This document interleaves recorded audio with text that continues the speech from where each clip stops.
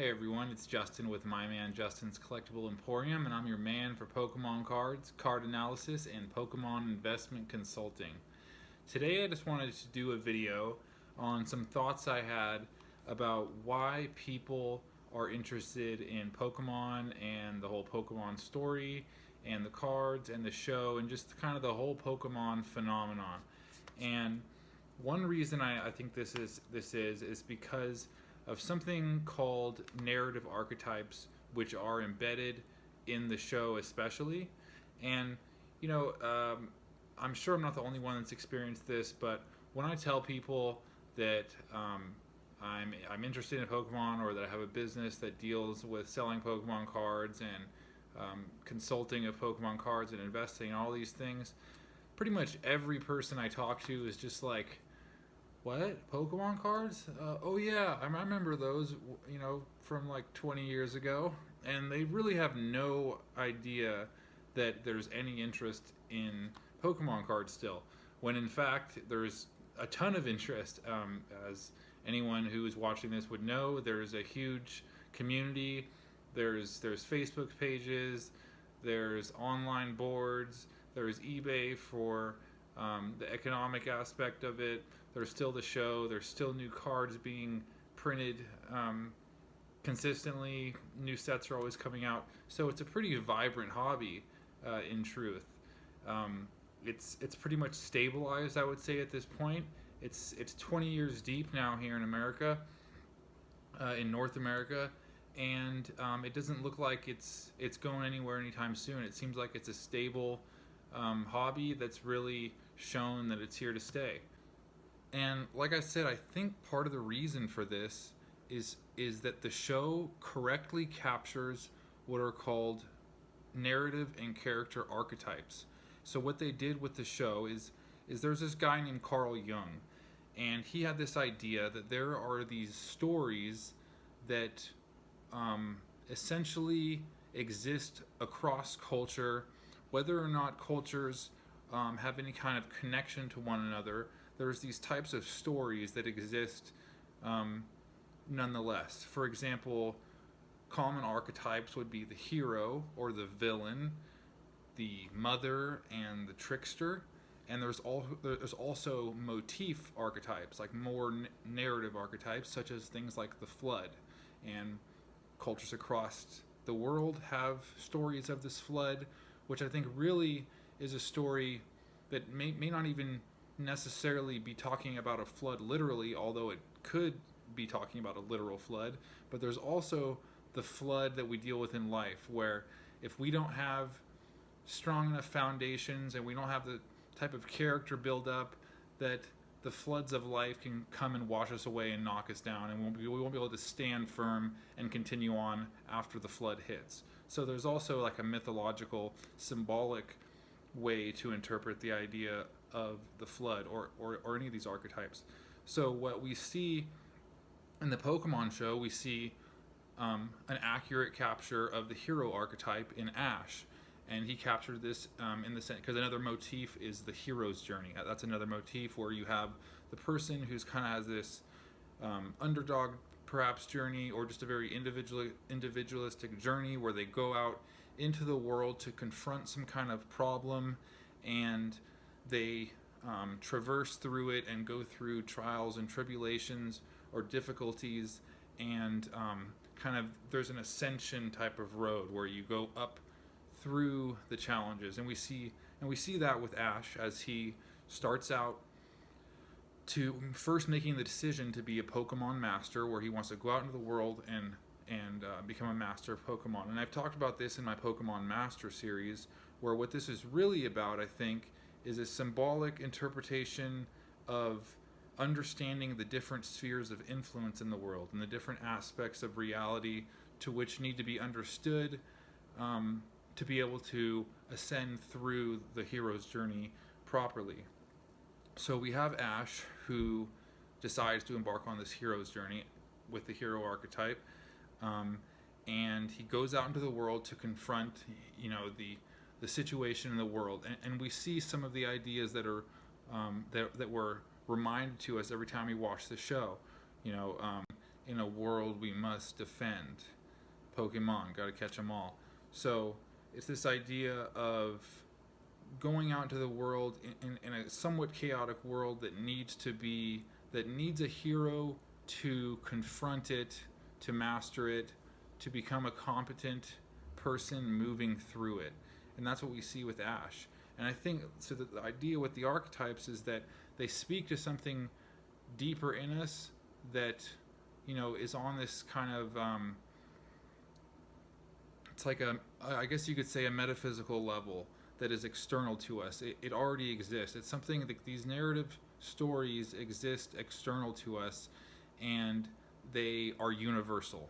That's the kind of idea with it. We all have this idea of the hero in us, and when a media representation shows that to us, we connect to it. And I think that's what the Pokemon show did, because it accurately captured the archetypes. So with Ash, we have the hero. He goes on the journey. We also have the archetypes of the like the helper of the hero, and we've seen this in things like the Lord of the Rings, where we have Samwise Gamgee, who is always there to make sure that Frodo can continue on. He gives him that support, and we see that with Misty and Brock throughout the show. They're always there for him. They're there to support him. And we also have the villain archetype. We have Jesse and James, who are always there to confront the hero, to prevent him from moving forward on his journey. And we have the motif of ascension through the gym leaders. And those are good because they mark points in the journey so that the hero knows that he's progressing toward the end goal, which is to confront the Elite Four, the people that have the most power in the competence hierarchy. And that's an important thing, to have that competence hierarchy outlined, because it shows that if you train like Ash does and work forward and move forward, you can move up the hierarchy all the way to the top. And that's something that is encouraging, because it speaks to the idea of hard work and the ability for anyone who puts in that work to be able to ascend up through the competence hierarchy. And so that's another thing that it gets right. So, and I think all these things, when we were watching it, we took in these things, and it connected to us because they have all these universal archetypes, and they connected to us, we connected to it, and that is what allowed us to want to continue on with it, and that's why it had this long lasting connection to us. That's why we see a lot of people coming back to it now that they're older, and maybe they've gone through things in life, and it almost works as this force to simplify all of the ideologies, because I think there's a difference between narrative and ideology. Narrative is widespread and broad, and it's not rigid. It allows for movement through, whereas ideology is a more narrow focused lens on an aspect of life that isn't as malleable as something like a narrative. Narrative allows you to kind of move through the story as it happens, whereas the ideology, it's more of a preconceived conceptualization of how things should happen, and it's less adaptable to the complexities of life itself. So I think in the end, it had a good impact on us. I think anyone who played the Legend of Zelda game, I think, is another game that accurately captured the hero archetype, and instilled those kind of values in people that make them want to move upward through and master and train on the way and ascend through to achieve that kind of purpose-driven success. I think is what the most important aspect of it is, that these archetypes and narratives allow people to derive purpose-driven success as they navigate through life. And that, I think, Pokemon captures that. And Pokemon does a really good job of outlining the complexity of life and the diverse ways to interact with the spheres of influence of life as seen with Pokemon, because that's what Pokemon represent.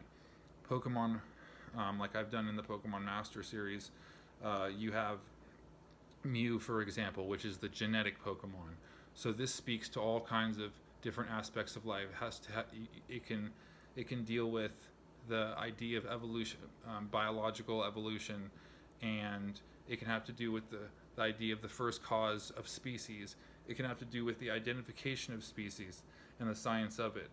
And just there's all kinds of ways that you can go with it, and that's the sphere Mew represents. So when you try to understand genetics, decoding the human genome, things like that, that is like contending with the spirit of Mew.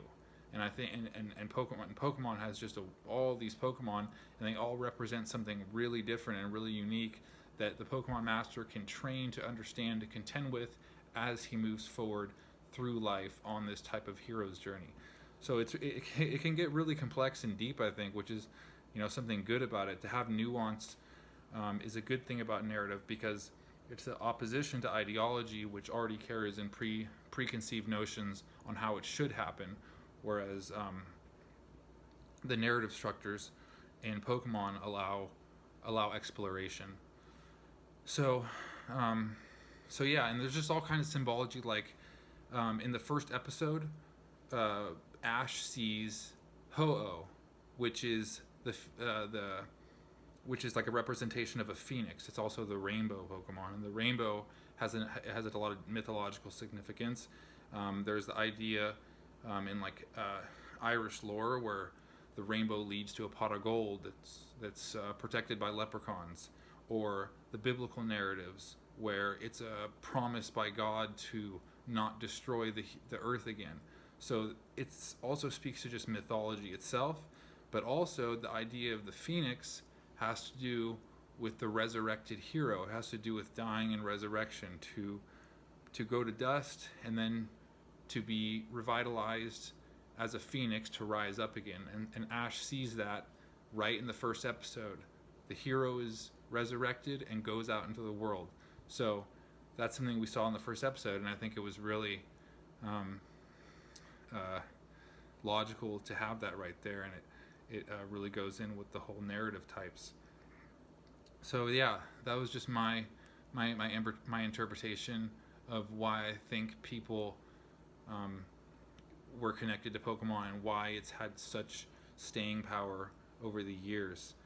Even if we don't understand this literally, I think it still kind of speaks to us in this way, even if we're only understanding it subconsciously.